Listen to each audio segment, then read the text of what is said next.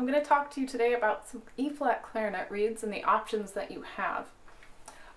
Most people will end up buying just a regular E-flat clarinet reed, and that works really well for a lot of people. They sound fantastic.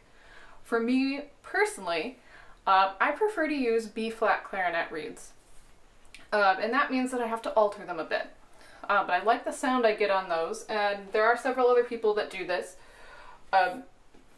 The first thing you'll notice when comparing these reeds are obviously the B-flat reeds are significantly longer. So E-flat clarinet reeds are about 2 3/8 inch long, and a B-flat clarinet reed is about 2 5/8 inch long. So we have to get rid of that if we're going to put it on an E-flat clarinet, and that's because if you're using this traditional barrel, you're going to find that this ring here is going to interfere with the reed sitting flat on your mouthpiece, and we want that to happen, obviously. Now they do have some barrels like this where you can put a B-flat reed on there and it will fit, but not everyone's going to have that, and you might not prefer that barrel.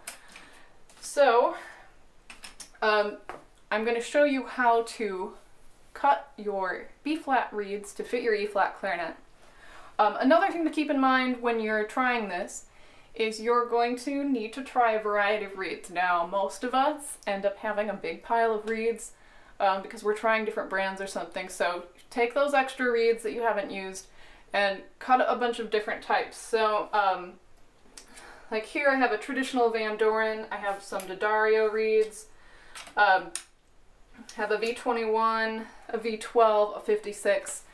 I tend to like the reeds that have a slight taper to them because they fit the E-flat clarinet mouthpiece a little bit better. Something like a traditional Vandoren or like a D'Addario Reserve. They can be a little bit wide for that mouthpiece, and that's just personal preference for me. I like the way it fits a little bit better. So if you're going to try cutting your B-flat reeds, things that you need: maybe an old reed knife or a utility knife, a pencil, and then if you don't have any E-flat reeds, just get a ruler out. So remember, it's about 2 3/8 of an inch for an E-flat clarinet reed, so that's something you can use as a guide there. If you don't want to use a utility knife and you want to look really cool, you can use a hobby saw. I had one of these. Actually was a little bit less dangerous than me using a knife for a while, but I do tend to use just an old knife now. Another thing that you might find useful is an old cutting board. So if you get one at a garage sale or just one that's not good in the kitchen anymore, a plastic cutting board, that's also very helpful when you're cutting reeds, especially if you're going to do a lot of them at once.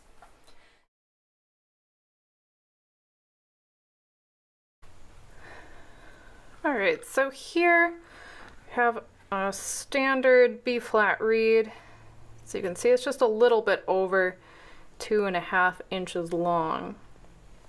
So with your pencil, you're going to take that and mark about the length of an E-flat reed there. Or if you have one available, you could just line up those reeds like that and mark there. Well, what I like to do here is actually mark all sides of this. So we'll mark that there.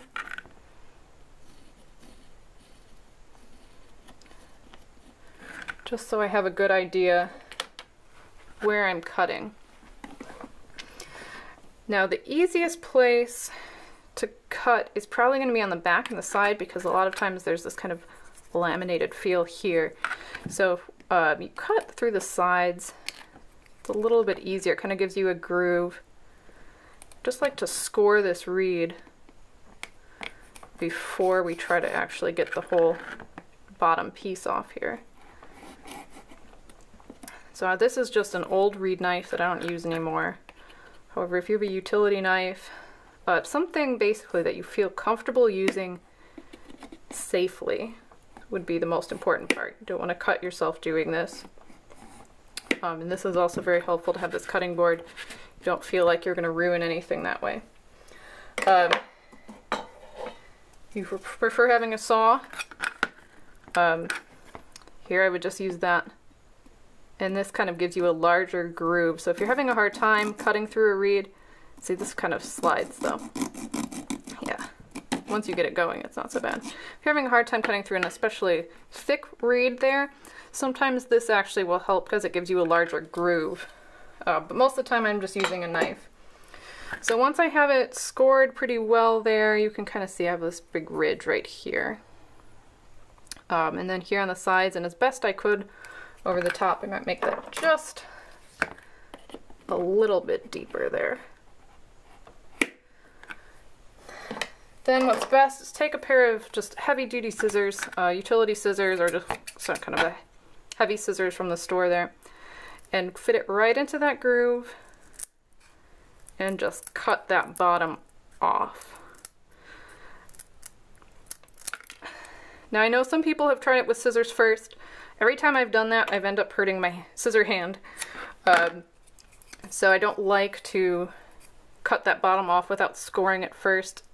And then if you have some sort of file for your reed, or like a Reed Geek or something, what I like to do, just since this will be on the mouthpiece, just make sure that you file that bottom part so it's still smooth. And if it gets really splintery here, you might want to file that a bit too, just so you don't have little splinters everywhere. But then you have a B-flat reed. It's cut to about the same size, so if we put this mouthpiece here, yep, so it's just about the size of the mouthpiece, so that shouldn't go over onto the barrel. So try a bunch of different reeds like this. It is pretty helpful for a lot of people. And hopefully that's something that works for you, at least gives you a better idea of how to get the sound you want on the E-flat clarinet.